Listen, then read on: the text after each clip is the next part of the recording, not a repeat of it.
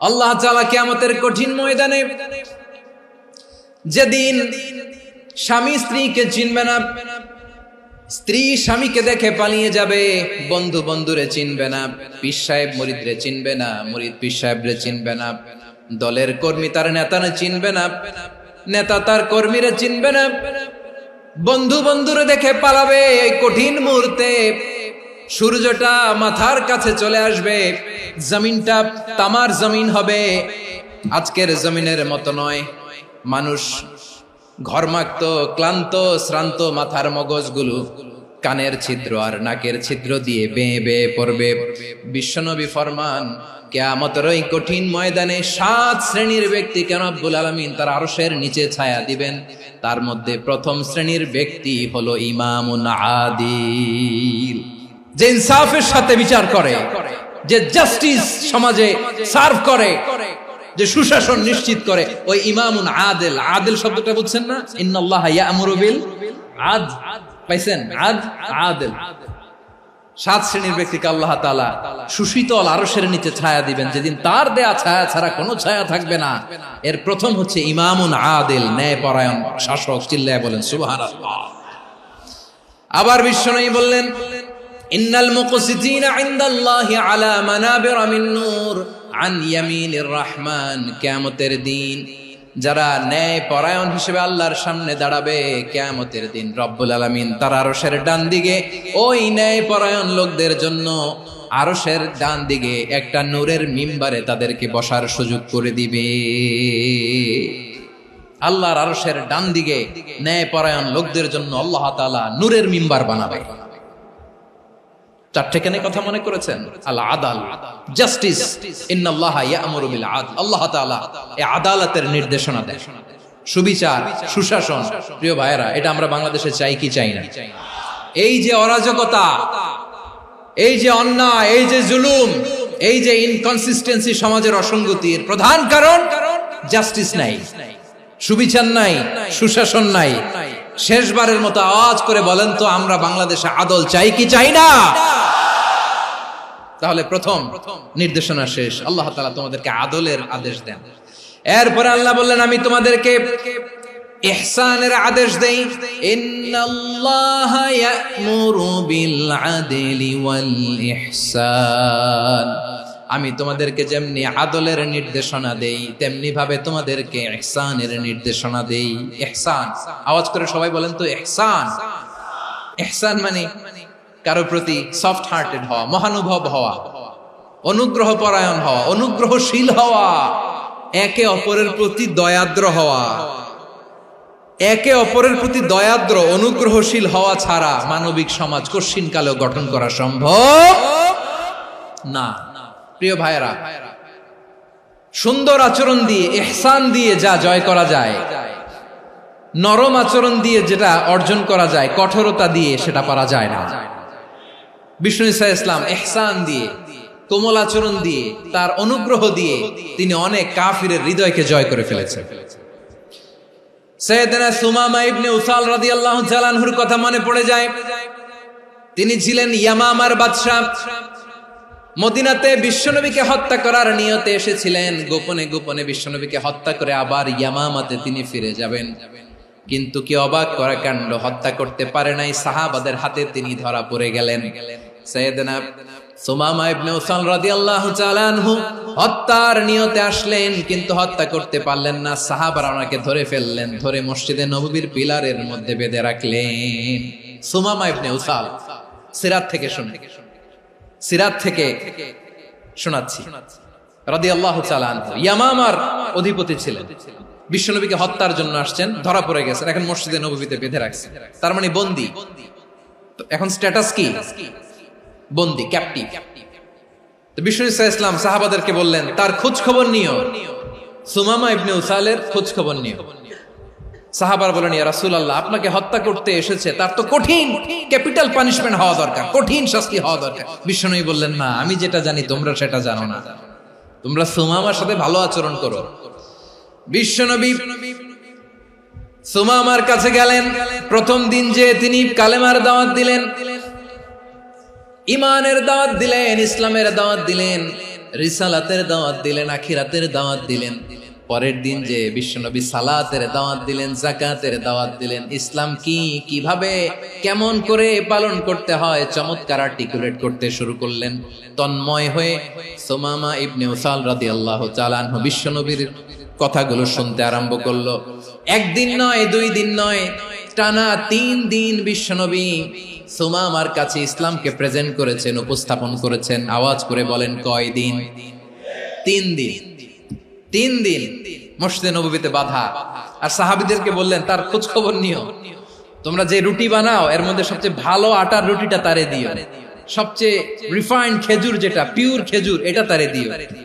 আর বিশ্বনবী নিজের উট থেকে দুধ দহন করে ওনার বাড়ির এক কর্মচারীকে বলেছেন, দুধ দহন করে সুমামার জন্য নিয়ে যেও। সুবহানাল্লাহ পড়বেন না?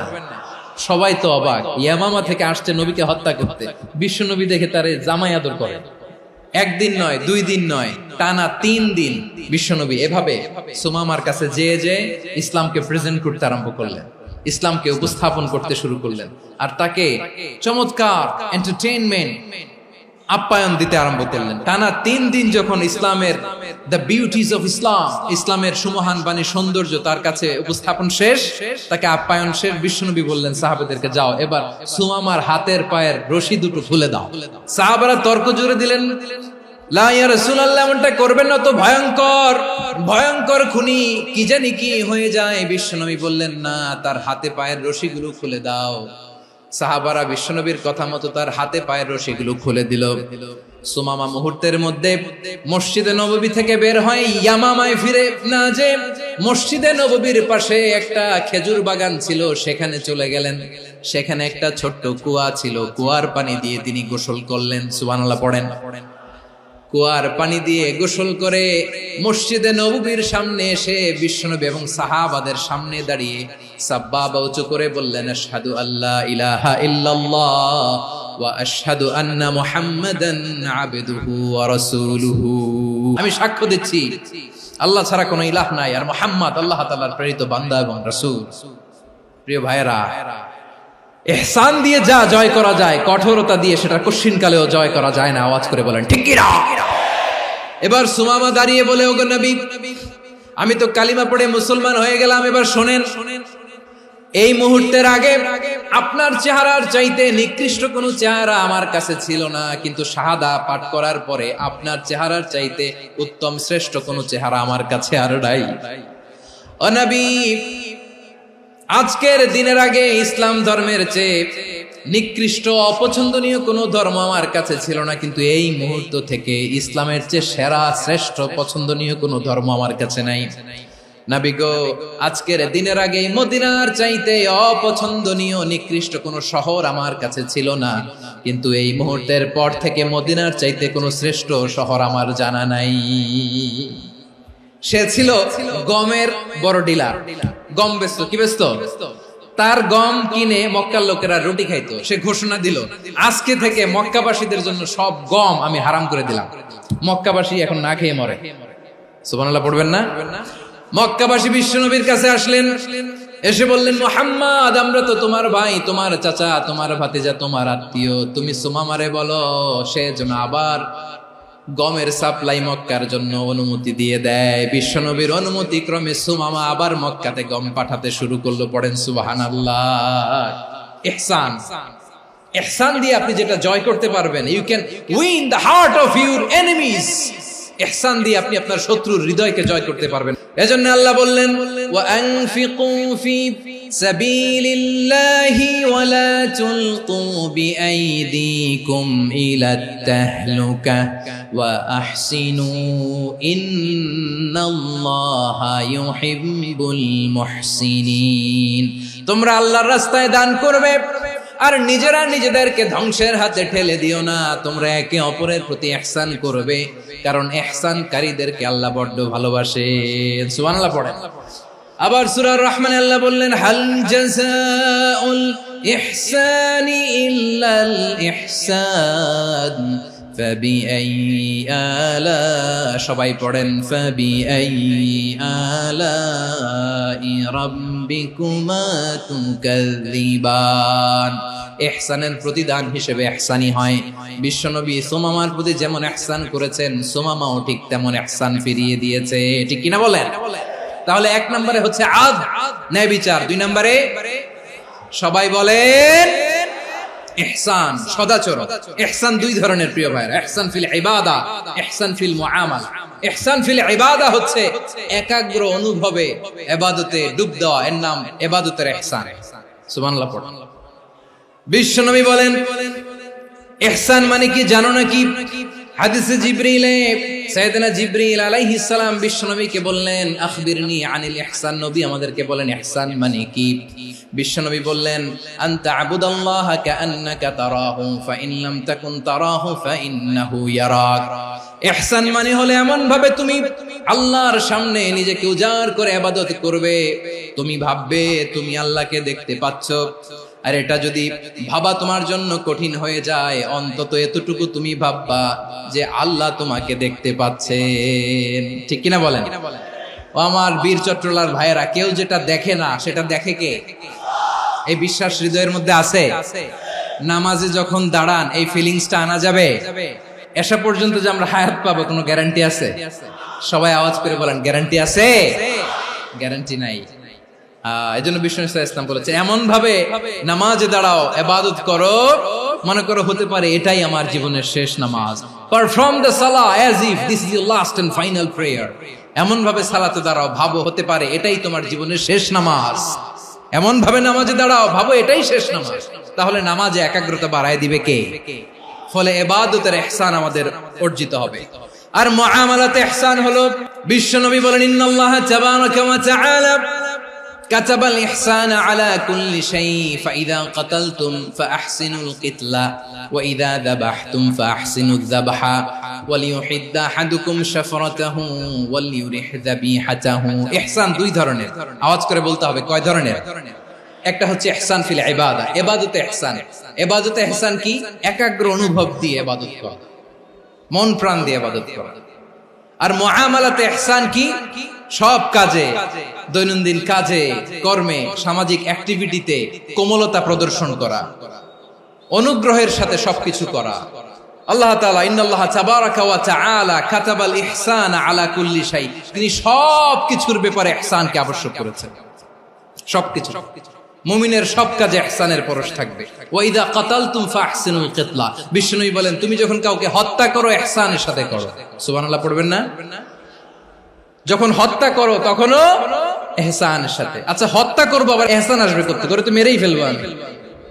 আল্লাহ, ও ভাই একজন খুন করেছে, খুনি, রাষ্ট্রীয় আইনে তার শাস্তি হয়েছে ডেথ পেনাল্টি, মৃত্যুদণ্ড। এখন মৃত্যুদণ্ড দেখে আপনি যেমনি মন চায় তেমনি মারবেন লোকটারে? ওর নাক কেটে ফেলতে পারবেন? ওর কান কাটতে পারবেন? ওর চোখ উপড়ে ফেলতে পারবেন আপনি? যেমন মন চায় তার অঙ্গহানি করা যাবে না। ইহসানের সাথে তাকে হত্যা করো। সুবহানাল্লাহ, this is Islam, this is the true essence of Islam. ওয়া ইযা যাবাহতুম ফাহসিনুয যাবহা, যখন জবাই করবে তখনও ইহসানের সাথে জবাই করো। করব জবাই, ওইখানেও নাকি ইহসান। আচ্ছা কুরবানির দিন আমরা পশুগুলোরে কি করি বলেন সবাই আওয়াজ করে? জবাই। জবাই মানে তো এটারে মেরেই ফেলতেছি, একটু পরে তো টুকরো টুকরো করে গোশতগুলো খাবো, এটা তো খাবো, এটা তো মেরেই ফেলবে। বিষ্ণু বলে না, জবাইয়ের মধ্যেও মুমিনের জবাইয়ের ভেতরেও ইহসানের পরশ থাকা চাই। যখন জবাই করবে প্রাণীটাকে হাত পা টাইট করে বেঁধে নাও, ছুরিটাকে শার্পেন করে নাও, ধারালো করে নাও, যাতে অল্প সময়ে জবাইটা হয়ে যায়, প্রাণীটা যাতে কম কষ্ট পায়। সুবহানাল্লাহ পড়ে। দিস ইজ কল্ড ইহসান। আল্লাহ তাআলা যেমনি আদলের আদেশ করেছেন, ন্যায় বিচার, জাস্টিস এনশিওর করতে বলেছেন, সমাজে ইহসানের ব্যবহার, ইহসানের অনুশীলন তিনি করতে বলেছেন। এজন্য মুমিনের প্রতিটি কাজে, আমার চট্টগ্রামের ভাইয়েরা আমার দিকে তাকান, খেয়াল করে শুনুন, মুমিন জীবনের প্রতিটি কাজে ইহসানের পরশ থাকা চাই। আমরা যেন আমাদের পরিবারের প্রতি ইহসান করি, আমরা যেন আমাদের কর্মচারীদের প্রতি ইহসান করি, আমরা যেন আমাদের কলিগদের প্রতি ইহসান করি, আমরা যেন আমাদের ভাইদের প্রতি ইহসান করি। মুমিন জীবনের প্রতি কাজে ইহসানের পরশ থাকার দরকার আছে না নাই? কথা বুঝতে পেরেছেন? তাহলে আল্লাহ তাআলার তিনটা আদেশ ছিল, কয়টা গেল? প্রথমে কি ছিল? আদল। দুই নম্বরে তিন নম্বরে রব্বুল আলামিন বললেন ওয়া ইতাইদিল কুরবা, নিকটাত্মীয়দেরকে দান করো। নিকট আত্মীয়দেরকে দাও, যারা তোমাদের ব্লাড কানেকশনের আত্মীয় তাদেরকে তোমরা দাও। এখানে জেনারেলি বললেন দাও, কি দিব সেটা তিনি এখানে বলেন নাই, সেটা তিনি সূরাতুল ইসরার মধ্যে বলেছেন। আল্লাহ বলেন ওয়া আতিযাল কুরবা হাক্কাহ, নিকট আত্মীয়দেরকে তাদের অধিকার, তাদের প্রাপ্য তোমরা বুঝিয়ে দাও। দেখেন, একটা শান্তির সমাজ, একটা সমৃদ্ধ সমাজ, একটা মানবিক সমাজ গঠনের জন্য আল্লাহ তাআলা বেশি না, মাত্র তিনটা অর্ডার, তিনটা ভার্ডিক্ট তিনি জারি করেছেন। এক নাম্বার সুশাসন, ন্যায় বিচার। দুই নাম্বার ইহসান। তিন নাম্বার নিকটাত্মীয়, যারা কাছের, তোমার ভেরি ক্লোজ রিলেশনশিপে আছে, তাদেরকে দাও। দাও, দিলে বাড়িয়ে দেয় কে?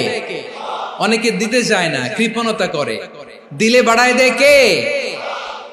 ও মিয়া, মদিনার মধ্যে সবচাইতে গরিব সাহাবী ছিল বেলাল রাদিয়াল্লাহু তাআলা আনহু। ওনার এন্টায়ার অ্যাসেট, সম্পদের পরিমাণ কতদূর জানেন? একটা লুঙ্গি। বেলাল রাদিয়াল্লাহু তাআলা আনহু, ওনার টোটাল ওয়েলথের এস্টিমেশন হচ্ছে মাত্র একটা লুঙ্গি।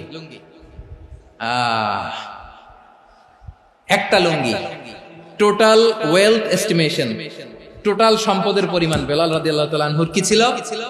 ওই বেলাল রাদিয়াল্লাহু তাআলা আনহুকে বিষ্ণু ইসলাম বলেছেন আনফিক ইয়া বেলাল, ও বেলাল তুমিও দাও।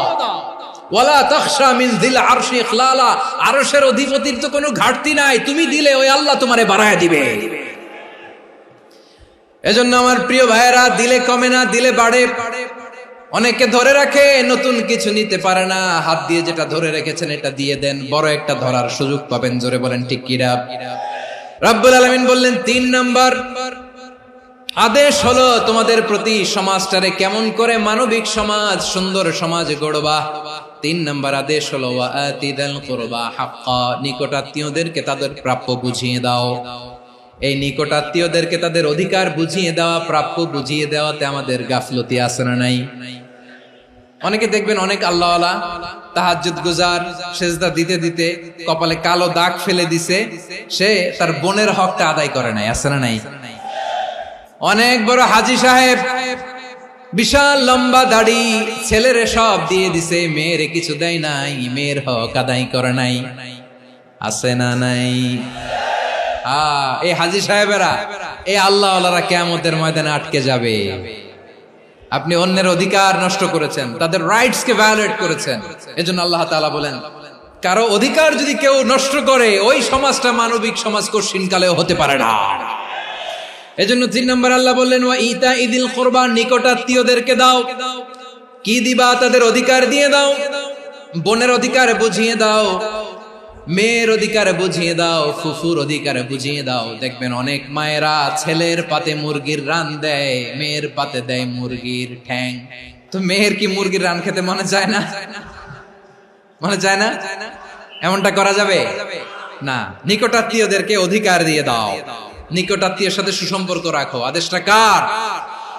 এজন্য প্রিয় ভাইয়েরা, জীবনে যদি বারাকা অর্জন করতে চান, নিকটাত্মীয়দের সাথে সুসম্পর্ক রাখতে হবে, তাদের জন্য উপহার পাঠাতে হবে। বিশ্বনবী বলেন লা ইয়াদখুলুল জান্নাতা কাতে, যে ব্যক্তি আত্মীয়তার সম্পর্ককে ছিন্ন করে দেয়, সে কঠিন কালেও আল্লাহর জান্নাতে ঢুকবে না। আপনি কি এটারে সহজ হাদিস মনে করছেন? এটা সহজ কথা? আপনি ভাবছেন আপনার নামাজ আপনারে বাঁচাতে পারবে, আপনার রোজা বাঁচাতে পারবে, আপনার তাহাজ্জুদ আপনারে বাঁচাতে পারবে? অধিকার নষ্ট করলে কিছুই আপনারে বাঁচাতে পারবে না। এজন্য নিকট আত্মীয়দেরকে দিতে হবে বেশি বেশি। বিশ্বনবী বলেন ইন্না সাদাকাতা আলাল মিসকিনি সাদাকা ওয়া আলা যির রাহিমি ইসনাতান সাদাকাতুন ওয়া সিলা। মিসকিনরে দান করলে শুধু দানের সওয়াব হয়, নিকট আত্মীয়কে দান করলে দুইটার সওয়াব হয়, সাদাকার সওয়াব হয়, আবার আত্মীয়তার বন্ধন অটুট রাখার সওয়াব হয়ে যায়।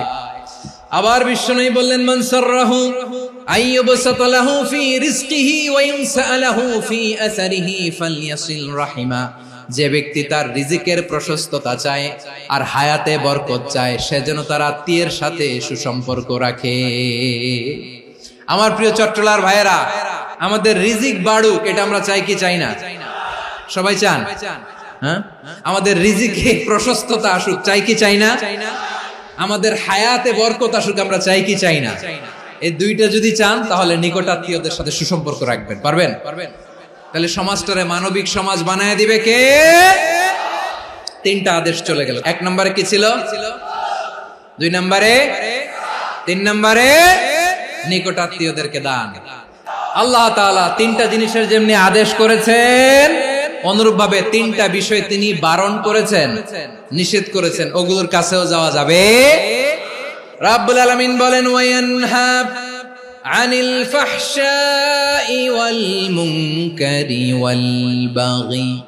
আমি যেমনি তিনটি বিষয়ে আদেশ করলাম, অনুরূপ ভাবে তিনটি বিষয়ে বারণ করলাম, নিষেধ করলাম। আমার 1 নাম্বার নিষেধাজ্ঞা হলো অশ্লীলতার প্রতি। ফাহশা, ওয়ায়ানহা আনিল ফাহশা, আল্লাহ তাআলা অশ্লীলতাকে নিষেধ করেছেন। কোন জিনিসকে? সবাই বলুন, কোন জিনিসকে? যত ধরনের, যত টাইপের, যত ক্যাটাগরির অশ্লীলতা হতে পারে সব অশ্লীলতাকে হারাম করেছেন কে? ফাহশা মানে কি? কথায়, কাজে, আচরণে, কমেন্ট, ফেসবুকের কমেন্টসে যত ধরনের নোংরামো আছে, যত ধরনের অশ্লীলতা আছে, এটাকে আরবিতে বলে ফাহশা। রাব্বুল আলামিন বলেন, কুল ইন্নামা حرم ربي الفواحش ما ظهر منها وما بطن। ও নবী, আপনি বলে দেন, আমার রব প্রকাশ্য, অপ্রকাশ্য, স্পষ্ট কিংবা অস্পষ্ট, দৃশ্যমান কিংবা অদৃশ্যমান সব অশ্লীলতাকে হারাম করেছেন। সব ধরনের অশ্লীলতা হারাম। আল্লাহ তাআলা আমাদেরকে অশ্লীলতা থেকে বাঁচান। এবার বলেন, আমাদের সমাজে অশ্লীলতা আছে না নাই? অশ্লীলতা নানা ভাবে, নানা নামে, নানা মোড়কে আমাদের সমাজে আছে না নাই? সংস্কৃতির নামে, ফ্যাশনের নামে, বিনোদনের নামে, উপন্যাসের নামে, কনসার্টের নামে অশ্লীলতা আছে না নাই? আপনি দেখেছেন কনসার্টগুলোর অবস্থা? আমাদের তরুণ তরুণীরা, আমাদের যুবক যুবতীরা, আমাদের জেনজিরা, কি অবস্থা ওইখানে?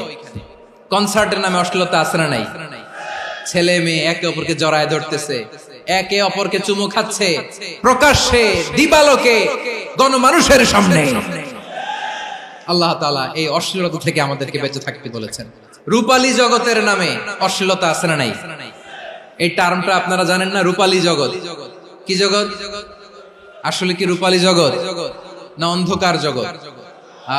আমার বোনেরা, আপনাদেরকে যে কি বলে তারা বুঝায়, রূপালী জগৎ শুনেই আপনি ভরকে যাবেন না। রূপালী জগতে যে নারী যত বেশি উলঙ্গ, সে নাকি তত বেশি সাহসী। জানেন? বলে এটা একটা সাহসী নারী, খুব সাহসী পদক্ষেপ তার। যত বেশি শরীর থেকে কাপড় নামাতে পারবে, যত বেশি বস্ত্রহীন হয়ে নিজেকে প্রেজেন্ট করতে পারবে, সে নাকি তত বেশি সাহসী। আমার চট্টলার ভাইয়েরা, শয়তানের প্রথমে এজেন্ডা ছিল বনি আদমকে বস্ত্রহীন করা। সে আদম এবং হাওয়া আলাইহিস সালামকে নিষিদ্ধ গাছের ফল খাইয়ে তাদেরকে বস্ত্রহীন করেছে। এই জামিনেও সে আমাদেরকে বস্ত্রহীন করতে চাইবে। এই রূপালী জগতের নামে তারা এটা করে। আমার প্রিয় বোনেরা, আপনি জানেন না আপনার দাম কত? ওরা আপনাদেরকে বিজ্ঞাপনের সস্তা পণ্য বানাতে চায়। ওরা আপনাদেরকে ওদের ভোগের লিপসার টুলস বানাতে চায়। ওরা আপনাদেরকে দিয়ে ওদের খায়েশ পূরণ করতে চায়। এটা আপনাদের জন্য মোটেও ডিগনিটি নয়, এটা আপনাদের জন্য সম্মান নয়। আপনার সম্মান শালীনতায়, আপনার সম্মান হেজাবে, আপনার সম্মান ভদ্রতায়, আপনার সম্মান আপনার ডিসেন্ট পোশাকে। পোশাক বলে দেয় এই নারীটা ভদ্র না অভদ্র। পোশাক বলে দেয় এই মেয়েটা কোন ঘরের মেয়ে। আপনি জানেন না, আপনারা সস্তা পণ্য বানায়, ভোগের পণ্য, বিলবোর্ডে আপনাকে উলঙ্গ করে উপস্থাপন করে। এই অশ্লীলতার সাথে ইসলামের কোন সম্পর্ক। এজন্য আল্লাহ বলেন, আমি অশ্লীলতাকে হারাম করেছি। অশ্লীলতাকে হারাম করার প্রথম কারণ হলো এর মাধ্যমে মানবতাকে অপমানিত করা হয়। কারণ মানুষের সম্মান মানুষের পোশাকে। মানুষ যখন পোশাকহীন হয়ে যায়, বস্ত্রহীন হয়ে যায়, তার সম্মান কমে যায়। ঠিক কিনা? অশ্লীলতাকে হারাম করার প্রথম কারণ হচ্ছে মানুষ মানুষকে অপমান করে। একটা নারী, সে তো সম্মানিত, নারী যে কত সম্মানিত নারীরা এটা বুঝেই নাই। বিশ্বনবী বলেন আদ-দুনিয়া কুল্লুহা মাতা ওয়া খায়রু মাতা'আদ দুনিয়া আল মারআতুস সালিহা। আমার বোনেরা, 5টা প্যান্ডেলে আপনারা এলইডিতে আমার আলোচনা শুনছেন, আমি জানি। আপনাদের এই গর্ভ যে কত দামি আপনি জানেন না। আপনার পেট থেকেই আসবে আগামী দিনের সালাহুদ্দিন আল আইয়ুবী। আপনার পেট থেকেই আসবে অনাগত দিনের ইমাম মাহদী আল মুনতাযর। আপনার পেট থেকেই আসবে অনাগত দিনের ফয়সাল, ওয়াসিম, মুগ্ধ, আবু সাইদের মতো বীর যোদ্ধা। আমার প্রিয় বোনেরা, আমার প্রিয় বোনেরা, বিশ্বনবীর কথার ওজন খেয়াল করেন। আদ-দুনিয়া কুল্লুহা মাতা ওয়া খায়রু মাতা'আদ দুনিয়া আল মারআতুস সালিহা। দুনিয়ার সবকিছুই অ্যাসেট, এর মধ্যে সবচেয়ে দামি অ্যাসেট নেককার নারী। আপনার গর্ভ যে কত দামি আপনি জানেন না। নিজের সময়টাকে কাজে লাগান, কোরআন পড়েন, সুন্নাহ পড়েন। আপনার অনেক দায়িত্ব ঘরে। You are the MD of your family. একটা family it's a very big institution. পরিবার একটা অনেক বড় প্রতিষ্ঠান, and you are the MD of your institution. আপনি এই পরিবারের MD, managing director of your family. এখানে আপনার কত দায়িত্ব। আপনি ছেলে মেয়েদেরকে তারবিয়া করবেন, আপনি আপনার স্বামীর জন্য ঘরটারে জান্নাতের নীর বানাবেন, আপনার জন্য জান্নাতের ডুপ্লেক্স বাড়ি ওইখানে তৈরি করে রাখবে কে? আপনি যে কত দামি আপনি জানেন না। নারীদেরকে আল্লাহ বানিয়েছেন উচ্চতর করে, নিম্নতর নয়। নারীদেরকে ছোট্ট জিনিস দিলে এটারে বড় করে দেয়। নারীদেরকে ভ্রূণ দিলে, শুক্রাণু দিলে নারী এটারে বাচ্চা হিসেবে উপহার দেয়, ঠিক কিনা? বিয়ের মাধ্যমে স্বামী যখন তার শুক্রাণু তার স্ত্রীকে উপহার দেয়, স্ত্রী রিটার্নে কি উপহার দেয়? ফুল ফর্ম বেবি, মানব সন্তান। দেখছেন, আপনি দিলেন একটুকুনি, দিছে বিশাল। আপনি যদি নারীকে বাজার এনে দেন, নারী এটাকে সুস্বাদু খাবারে রূপান্তর করে দেয়। আপনি তাকে একটা মুচকি হাসি দিয়ে দেন, সে তার কলিজা দিয়ে দেয়। কিন্তু যদি আপনি তার মনে কষ্ট দেন, সে আপনার জীবনকে জাহান্নাম বানায়া দেয়। নারীর মন বুঝতে পারলে নেয়ামত, বুঝতে না পারলে কিয়ামত। আমার প্রিয় বোনেরা, আপনি যে কত দামি আপনি জানেন না। অনেক দামি আপনি। আপনাদেরকে যেন ভোগের সস্তা পণ্য বানাতে না পারে, আপনাদেরকে সচেতন থাকতে হবে। তাহলে কেন আল্লাহ তাআলা এই ফাহশা, অশ্লীলতাকে হারাম করলেন? 1 নাম্বার, এতে হিউম্যান ডিগনিটি কমে।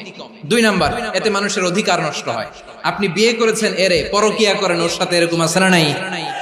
স্ত্রীর অধিকার নষ্ট করেছেন। আপনি বিবাহ সম্পর্কে আবদ্ধ হয়েছেন তার সাথে, আপনি পরকিয়া করেন ওই ছেলের সাথে, আপনি আপনার হাজবেন্ডের সাথে বিট্রে করেছেন। এজন্য আল্লাহ অশ্লীলতাকে হারাম করেছেন।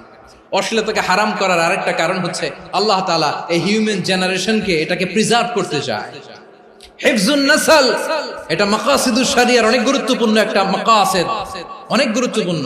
আপনার নাসল, আপনার জেনারেশনকে সংরক্ষণ করা। এই যে আসতেছে ফেব্রুয়ারি, কত ফেব্রুয়ারি জানো? এটা কি বিশ্ব ভালোবাসা দিবস? হ্যাঁ, কি দিবস? এই বিশ্ব ভালোবাসা দিবসের সাথে মুসলমানদের কোনো সম্পর্ক নাই। আমার প্রিয় ভাইরা, এই যে আপনি অবৈধ সম্পর্কে জড়ালেন, কেন আল্লাহ অশ্লীলতাকে হারাম করেছে দেখেন। বলতেছিলাম যে এটা আপনার নাসল, আপনার জেনারেশন, আপনার লিনিয়েজ, আপনার বংশকে প্রিজার্ভ করা। কে কার বাবা, কে কার মা, বাবা মা জানা, প্রজন্মকে প্রিজার্ভ করা, এটা ইসলাম ওয়াজিব করে দিয়েছে। এই যে অবৈধ সম্পর্কের কারণে, বিশ্ব বেহায়া দিবসের কারণে, এগুলোর আউটকাম, আউটপুট হিসেবে মাঝে মাঝে এই ঢাকা মেডিকেলের ডাস্টবিনে নবজাতকের বাচ্চার কান্নার আওয়াজ শুনতে পাওয়া যায়। চট্টগ্রাম মেডিকেলের ডাস্টবিনে নবজাতকের কান্না শুনতে পাওয়া যায়।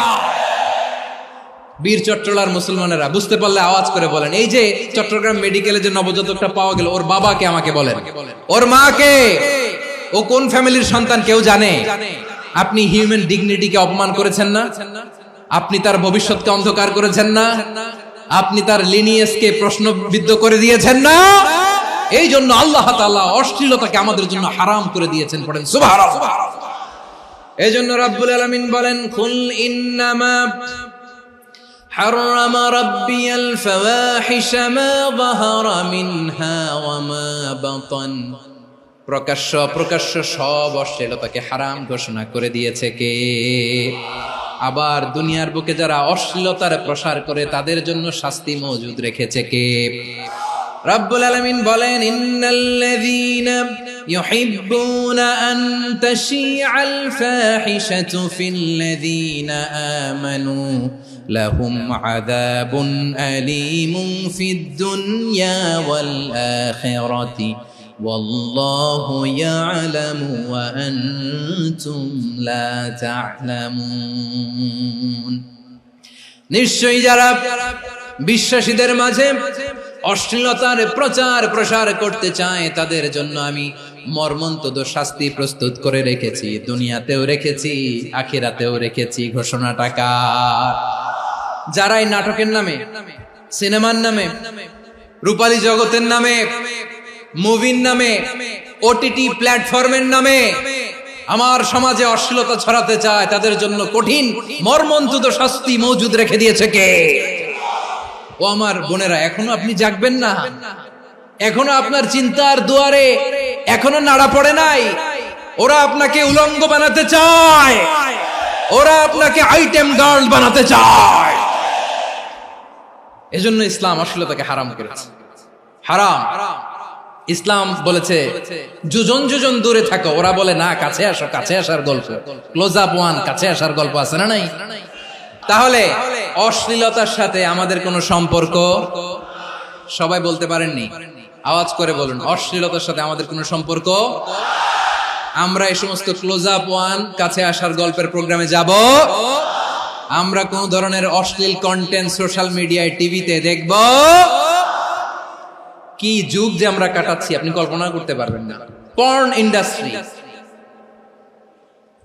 নারী পুরুষের বস্ত্রহীন যুগল দৃশ্য, এটাকে দিয়ে ওরা কোটি ডলারের ইন্ডাস্ট্রি বানিয়েছে। পুরো মানব ইতিহাসে এরকম জঘন্য সময় মানব ইতিহাস পার করে নাই। পর্ন এটা ইন্ডাস্ট্রি হয়ে গেছে। আমাদের এই যুবকগুলো, জেনজি গুলো, ওদের চরিত্র বাঁচাবে কি করে? কেমন করে হেফাজত করবে ওদের এই মূল্যবান চরিত্র? আমার প্রিয় ভাইরা, এই অশ্লীলতার দ্য লেটেস্ট ভার্সন হচ্ছে LGBTQ, শরীফ থেকে শরীফা। শুনছেন আপনারা? দেখতে পুরুষ, আসলেই পুরুষ, সুস্থ একজন পুরুষ, 4 সন্তানের বাবা, বলে আমি মনে মনে নারী। দেখতে নারী, সুস্থ নারী, আসলেই সে দিব্যি একজন নারী, বলে আমি মনে মনে পুরুষ। সবচেয়ে ভয়ঙ্কর অশ্লীলতার সবচাইতে লেটেস্ট ভার্সন হচ্ছে এই ট্রান্সজেন্ডারিজম। সুস্থ পুরুষ তার বায়োলজিক্যাল গ্রোথকে হরমোন দিয়ে স্টপ করে দিয়ে সে সার্জারি করে নারী হতে চায়, সুস্থ নারী পুরুষ হতে চায়। পুরুষ পুরুষের প্রতি সেক্সুয়ালি আকর্ষণ বোধ করে, এটা লূত আলাইহিস সালামের কওমের মধ্যে ছিল। এটাকেও আল্লাহ কোরআনে ফাহিশা বলেছেন। ওয়ালুতান ইয قال لقومه أتأتون الفاحشة ما سبقكم بها من أحد من العالمين।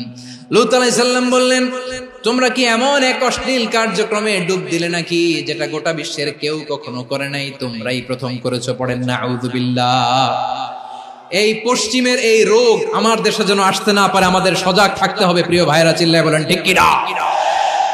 পশ্চিমের অবস্থা ভয়ঙ্কর। পাশ্চাত্যে, আমি যুক্তরাষ্ট্রে ছিলাম অনেকদিন, কয়েক মাস, বিভিন্ন স্টেটে ঘুরেছি।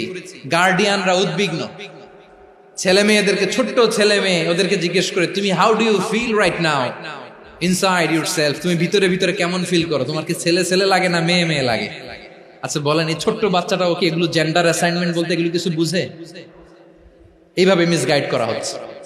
কৌতূহল বশত ছোট্ট ছেলে যদি বলে আমার তো মেয়ে মেয়ে লাগে, তখন বলে যে না তুমি মেয়ে, ছেলে না। মা বাবা বাধা দিলে ওকে আলাদা গভর্নমেন্ট হাউসে নিয়ে যায়। ভয়ঙ্করতম অবস্থা। আমরা একটা সময় শুনতাম যে হুজুর আমার ছেলেটা খুব ভালো, হাফেজে কোরআন, আল্লাহওয়ালা। হুজুর আমার ছেলে দাড়ি রাখছে, আল্লাহওয়ালা। হুজুর আমার ছেলে 5 ওয়াক্ত সালাত জামাতের সাথে পড়ে, তার মানে আল্লাহওয়ালা। পশ্চিমে যে আমি কি শুনছি জানেন? ওরা বলে হুজুর আমার ছেলেটা ইউনিভার্সিটির একটা মেয়ের সাথে প্রেম করে, ও খুব আল্লাহওয়ালা, হুজুর দোয়া করবেন। এর কারণ ওদের কাছে আল্লাহওয়ালার ক্রাইটেরিয়া হচ্ছে হুজুর আমার ছেলেটা আরেক ছেলের পছন্দ করে নাই, আমার মেয়েটা আরেক মেয়েকে ভালোবাসে নাই, এজন্য আমার ছেলেটা আল্লাহওয়ালা, হুজুর ওর জন্য একটু দোয়া করে দিয়েন। কি চ্যালেঞ্জ ওরা ফেস করতেছে। ওনার ছেলে যে আরেক ছেলেরে বিয়ে করবে না, এটাতেই উনি খুশি যে আলহামদুলিল্লাহ আমার ছেলেটা একটা মেয়েরে ভালোবাসে, আমার মেয়েটা একটা ছেলেরে ভালোবাসে, মানে এটা খুব আল্লাহওয়ালা। নাউজুবিল্লাহ পড়তে পারলেন না? এজন্য অশ্লীলতার সাথে আমাদের কোন সম্পর্ক। রাব্বুল আলামিন বলেন ওয়ায়ানহা আনিল ফাহশাই ওয়াল মুনকারি ওয়াল বাগি, তিনটা জিনিসকে আমি নিষিদ্ধ করলাম। এক নাম্বার হলো ফাহশা, অশ্লীলতা। দুই নম্বরে হলো মুনকার, সমস্ত মন্দ কাজ। মুনকার মানে হচ্ছে যত মন্দ কাজ, খারাপ কাজ, বাজে কাজ, এটার বলে মুনকার। এটার কি বলে? আপনারা পড়ছেন না, তা'মুরুনা বিল মা'রুফি ওয়া তানহাউনা আনিল মুনকার। সৎ কাজের আদেশ, অসৎ কাজের নিষেধ। মুনকার, মুনকার হচ্ছে মানুষের স্বাভাবিক বিবেকবোধ যেটাকে খারাপ বলে, ওইটাই মুনকার। পৃথিবীর সব আসমানি গ্রন্থ যেটাকে খারাপ বলেছে, মানুষের স্বাভাবিক বিবেকবোধ যেটাকে খারাপ বলেছে, এগুলো সব মুনকার।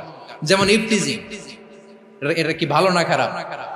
মজুদদারি, খাদ্যে ভেজাল দেওয়া, ওজনে কম দেওয়া, মাছে ফরমালিন মিশানো, চাঁদাবাজি, টেন্ডারবাজি, দখলবাজি, এগুলো আমাদের স্বাভাবিক বিবেকেই বলে এগুলো খারাপ, এগুলো হচ্ছে মুনকার। আল্লাহ তাআলা এই মুনকার থেকে আমাদেরকে বেঁচে থাকতে বলেন, আর শয়তান এই মুনকারের প্রতি আমাদেরকে উদ্বুদ্ধ করে। আল্লাহ তাআলা বললেন, ইয়া আইয়ুহাল্লাযীনা আমানু লা তাত্তাবিউ খুতুওয়াতিশ শাইতান ওয়া মান ইয়াত্তাবি' খুতুওয়াতিশ শাইতানি ফাইন্নাহু ইয়া'মুরু বিল ফাহশাই ওয়াল মুনকার।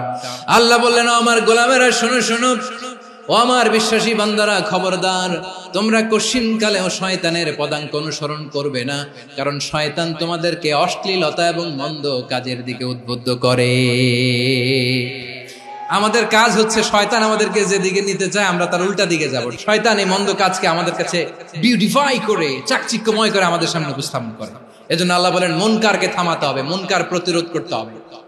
মুনকার প্রতিরোধের দায়িত্ব শুধু আমাদের নাকি? শুধু আপনার খতিব সাহেবের, ইমাম সাহেবের, নাকি মুসলিম উম্মার সবার? আওয়াজ করে বলুন, মুনকার অসৎ কাজ প্রতিরোধের দায়িত্ব কার? রাব্বুল আলামিন বলেন, কুনতুম খায়রা উম্মাতিন উখরিজাত লিন-নাসি তা'মুরুনা বিল মা'রুফি ওয়া তানহাউনা আনিল মুনকার। তোমাদেরকে শ্রেষ্ঠ জাতি করে জমিনের মধ্যে আবির্ভূত করা হয়েছে, যাতে করে তোমরা জমিনের ভেতরে সৎ কাজের আদেশ করতে পারো আর অসৎ কাজের নিষেধ করতে পারো। উম্মাহ, কুনতুম খায়রা, তাহলে গোটা উম্মার দায়িত্ব, এটা বুঝতে পারছেন তো? আচ্ছা, আরো নিচে আসেন। এরপরে আল্লাহ বললেন, শুধু উম্মাহ না, এই জমিনের রাজত্ব আমি যাদের হাতে দেই, এই জমিনের মালিক আমি যাদেরকে বানিয়ে দেই, যাদেরকে আমি সরকারের দায়িত্ব দেই, তাদেরকেও মুনকার প্রতিরোধের দায়িত্ব দিয়েছে কে? আল্লাহ বলেন, যারা ক্ষমতার মসনদে বসেছে তাদেরকে 4 দফা কর্মসূচি আমি আল্লাহ দিলাম। আওয়াজ করে বলেন, কয় দফা? আল্লাহ বলেন, আল্লাযীনা ইম্মাক্কান্নাহুম ফিল আরদি আকামুস সালাতা ওয়া আতাউয যাকাতা ওয়া আমারু বিল মা'রুফি ওয়া নাহাউ আনিল মুনকার ওয়ালিল্লাহি আকিবাতুল উমুর। যারা এই জমিনের উত্তরাধিকার হয়েছে তারা 4 দফা কর্মসূচি নিয়ে সামনে আগাবা। সালাত কায়েম করবা, যাকাত আদায় করবা, সৎ কাজের আদেশ দিবা, অসৎ কাজ থেকে মুনকার প্রতিরোধ করবা। আদেশটা কার? আমার প্রিয় চট্টলার ভাইরা, পুরো উম্মার দায়িত্ব মুনকার প্রতিরোধ করা, সরকার প্রধানের দায়িত্ব মুনকার প্রতিরোধ করা। এরপর আল্লাহ বলেন, প্রতিটা ফ্যামিলির যিনি প্রধান সিইও বাবা, প্রত্যেক বাবারও দায়িত্ব এই মুনকার প্রতিরোধ করা। আওয়াজ করে বলেন ঠিক কি না? যেমনটি সাইয়েদনা লুকমান আলাইহিস সালাম ওনার কলিজার টুকরা সন্তানকে আদেশ করেছেন, ইয়া বুনাইয়া আকিমিস সালাতা ওয়া'মুর বিল মা'রুফি ওয়ানহা আনিল মুনকার। পড়েন সুবহানাল্লাহ। বাবা ছেলেকে সবক দিচ্ছে, লুকমান আলাইহিস সালাম ছেলেকে বলতেছে, ওরে আমার কলিজার টুকরা সন্তান, ওরে আমার বাছা, নামাজ কায়েম করবা, সৎ কাজের আদেশ দিবা, আর মুনকার প্রতিরোধ করবা, অসৎ কাজ সমাজ থেকে খারাপ কাজকে ঝেঁটে বিদায় করে দিবা। তাহলে দেখেন আমি স্টেপ বাই স্টেপ নামলাম। পুরা উম্মার দায়িত্ব, জমিনের উত্তরাধিকারী আল্লাহ যাদেরকে বানিয়েছেন সরকার, তাদের দায়িত্ব, প্রতিটি ফ্যামিলির প্রধানের দায়িত্ব, এরপরে বিশ্বনবী বলেন সচেতন প্রতিটি মুসলিমের দায়িত্ব সমাজ থেকে মুনকারকে উৎখাত করা। বিশ্বনবী বলেছেন মান রাআ মিনকুম মুনকারান ফালিয়ুগাইয়িরহু বিয়াদিহি ফাইন লাম ইয়াসতাতি ফাবিলিসানিহি ওয়া ইন লাম ইয়াসতাতি ফাবিকলবিহি ওয়া যালিকা আযআফুল ঈমান। সমাজে যে মুনকার দেখবে, খারাপ কাজ দেখবে, সে যেন হাত দিয়ে সেটাকে থামায়। আমার প্রিয় ভাইরা, না থামালে আমরাই ডুববো শেষমেশ। আমাদের বাঁচার জন্য হইলেও থামাইতে হবে। রব্বুল আলামিন বলেন ওয়াত্তাকু ফিতনাতাল লা তুসিবান্নাল্লাযীনা যালামু মিনকুম খাসসা। ও আমার গোলামেরা, ওই আযাবকে ভয় করো যে আযাব যখন আমি জমিনের বুকে পাঠাই শুধু জালেমদেরকেই মারি না, আলেমদেরকেও মারি। আযাব যখন আসে তখন শুধু জালিমই মরে না, আলেমও মরে। জানেন মুসা আলাইহিস সালামের পায়ে একবার লাল পিঁপড়া, তো উনি রেগে মেগে পাশি দেখে লাল পিঁপড়ার বাসা, পা দিয়ে ডলে মুছে সবগুলো পিঁপড়া মেরে ফেলছে। এই ঘটনাটা আল্লাহ ঘটিয়েছেন এজন্য মুসা আলাইহিস সালাম ছিলেন কালিমুল্লাহ, সরাসরি আল্লাহর সাথে কথা বলতেন। তিনি আল্লাহকে জিজ্ঞেস করেছিলেন, আল্লাহ তুমি যখন কোন জনপদে আযাব পাঠাও, শাস্তি দাও, ওখানকার শুধু জালেমরাই তো মরে না, ভালো মানুষগুলাও মরে, তো আযাব দিবা মুশরিকদের উপর দিবা, অবাধ্যদের উপর দিবা, ভালো মানুষগুলোরে মারো কেন? আল্লাহ বললেন, মুসা তোমার যে কামড় দিছিল পায়ের মধ্যে পিঁপড়া, কয়টা পিঁপড়া? একটা পিঁপড়া, তো সবগুলারে মারলা কেন? রেগে মেগে পুরো পিঁপড়ার বাসা ভেঙে মেসাকার করলা কেন? আমি যখন অ্যাকশনে যাই, আমি যখন শাস্তি দেই, তখন এত বাস বিচার করা হয় না, বাস বিচার করা যায় না। যখন অ্যাকশনে যাওয়া হয় ওইটা ডাইরেক্ট অ্যাকশন হয়ে যায়। চিল্লায় বলো ঠিক কি না? এজন্য আমাদের বাঁচার জন্য হলেও এই পাপ থামাতে হবে, এই শয়তানের অট্টহাসি থামাতে হবে, অন্যায় অপরাধ সমাজ থেকে আমাদের থামাতে হবে। কারণ আযাব আসলে ওরাও মরবে, আমরাও মরব। একটা জাহাজ 2 তলা, আপনি আছেন 2য় তলায়। নিচের তলার কিছু লোক জাহাজের তলা ছিদ্র করতে আরম্ভ করছে। কি ছিদ্র করতেছে? আচ্ছা, জাহাজের তলা ছিদ্র করলে তলা দিয়ে কি ঢুকে? এখন আপনি যদি বলেন আমার কি, আমি তো 2 তলায়, আমি তো ভালো আছি, ওরা ছিদ্র করে ওরা মরবে। আসলে কি শুধু ওরা মরবে? তলা দিয়ে যখন পানি ঢুকবে, জাহাজ ঢুকলে আপনিও মরবেন। এজন্য নিজে মরার আগে ওই পাগলগুলোর নিচতলায় যে থামাতে হবে। চিল্লায় বলেন ঠিক কি না? এজন্য আল্লাহ বললেন মুনকার প্রতিরোধের দায়িত্ব সমাজের টপ টু বটম সবার। এজন্য মুনকার প্রতিরোধ করার দরকার আছে না নাই? সমাজে এই যে ইফটিজিং হয়, আপনার বোনের বয়সী একটা মেয়েকে কিছু বখাটে টিটকারি করে, এই বলে সেই বলে, নোংরা কথা বলে, রাস্তায় দেখেও আপনি পাশ দিয়ে না দেখার মতো চলে যান কেন? আপনি দাঁড়ান না কেন? আপনি দাঁড়ালেই তো থেমে যাবে, কারণ সত্যের যে শক্তি তার সামনে মিথ্যা মুখ থুবড়ে পড়ে। আপনার সামনে ও কিছুই না, নাথিং। আপনি দাঁড়ান, ওকে প্রশ্ন করেন যে আমার বোনকে তুমি ডিস্টার্ব করো কেন? আপনাকে দেখে আরো 5 জন দাঁড়াবে, 5 জনকে দেখে আরো 10 জন দাঁড়াবে। আমাদের নীরবতা আর আমাদের নিশ্চুপ থাকাই জালিমদেরকে আরো শক্তিশালী জালিম বানিয়েছে। এজন্য মুনকার প্রতিরোধের দায়িত্ব আমাদের সবার। টেন্ডারবাজি, চাঁদাবাজি, দুর্নীতি, অপরাধ, দখলদারিত্ব, মজুদদারি, এগুলো সবকিছু একসাথে প্রতিরোধ করতে হবে। ঠিক কিনা বলেন? একটা মানবিক সমাজ যদি চাই, প্রতিরোধ করতে হবে। প্রিয় ভাইয়েরা, আল্লাহর শপথ নিয়ে বলি, এই নাসিহাত গুলো সবার জন্য, সব দলের জন্য, সব মতের মানুষের জন্য। আমরা কোনো দলের প্রতি মানুষকে ডাকি না, আমরা ডাকি ইসলামের দিকে। সব দলের, সব মতের, সব মানুষদেরকে আমরা আহ্বান জানাই, আসুন আমরা একটা সুন্দর সমাজ বিনির্মাণ করি। এই যে নতুন বাংলাদেশের এক সুযোগ এসেছে, আর জীবনে হয়তো আসবে না, সামনের 100 বছর এই সময় আসবে না। আসুন দেশটাকে আমরা সাজাই, আসুন আমরা দুর্নীতি বন্ধ করি, আসুন আমরা চাঁদাবাজি বন্ধ করি, আসুন আমরা দখলদারিত্ব বন্ধ করি, আসুন আমরা এক দল আরেক দলকে নিশ্চিহ্ন করার যে রাজনীতি, এটা বন্ধ করি। সব দলের প্রতি আমার আহ্বান, আমরা চাঁদাবাজ মুক্ত বাংলাদেশ চাই, জুলুম মুক্ত বাংলাদেশ চাই, ফ্যাসিজম মুক্ত বাংলাদেশ চাই, গুণ খুন খারাপি মুক্ত বাংলাদেশ চাই, আমরা নতুন ভোরের বাংলাদেশ চাই। ওই বাংলাদেশ পাওয়ার জন্য মুনকার প্রতিরোধে, অন্যায় প্রতিরোধে যদি বাঘের বাচ্চার মতো, আবু সাইদের মতো দুই হাত উঁচু করে বুককে টান টান করে প্রসারিত করে দাঁড়াতে হয়, রাজি আছো মুসলমান? রাব্বুল আলামিন বলেন ওয়ায়ানহা আনিল ফাহশাই ওয়াল মুনকারি ওয়াল বাগি ইয়াইদুকুম লাআল্লাকুম তাযাক্কারুন। আল্লাহ বললেন আমি অশ্লীলতাকে নিষেধ করি, আমি সব ধরনের মন্দ কাজকে নিষিদ্ধ করি, সব শেষে আমি সীমা লঙ্ঘনকে তোমাদের জন্য নিষিদ্ধ করি। নিষিদ্ধ করেছেন কয়টা জিনিস? 1 নম্বরে অশ্লীলতা, 2 নম্বরে মুনকার তথা সব মন্দ কাজ, 3 নম্বরে আল বাগি সীমা লঙ্ঘন, ক্রসিং দ্য লিমিট। সীমা লঙ্ঘন করা ভালো না। We all should know our limits. চিল্লায় বলেন ঠিক কিনা? একই আয়াতে আল্লাহ বললেন কুল ইন্নামা হারামা রাব্বিয়াল ফাওয়াহিশা মা যাহারা মিনহা ওয়া মা বাতানা ওয়াল ইসমা ওয়াল বাগিয়া বিগাইরিল হক। অন্যায় ভাবে যে অবাধ্য হয়, যে সীমা লঙ্ঘন করে, তাদেরকেও আমি এটা হারাম করে দিলাম। সীমা লঙ্ঘন করা হারাম।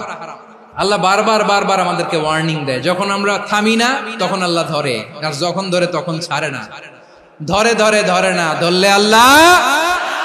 ফেরাউনকে কিন্তু হুট করে ধরে নাই, আপনারা জানেন 9 বার ওয়ার্নিং দিয়েছে। ফেরাউনকে আল্লাহ তাআলা ওয়ার্নিং দিয়েছিল কয়বার? রাব্বুল আলামিন বলেন ওয়ালাকাদ আতাইনা মূসা 9 আয়াতিন বাইয়িনাত। 9টা মুআজিজা দেখিয়েছি।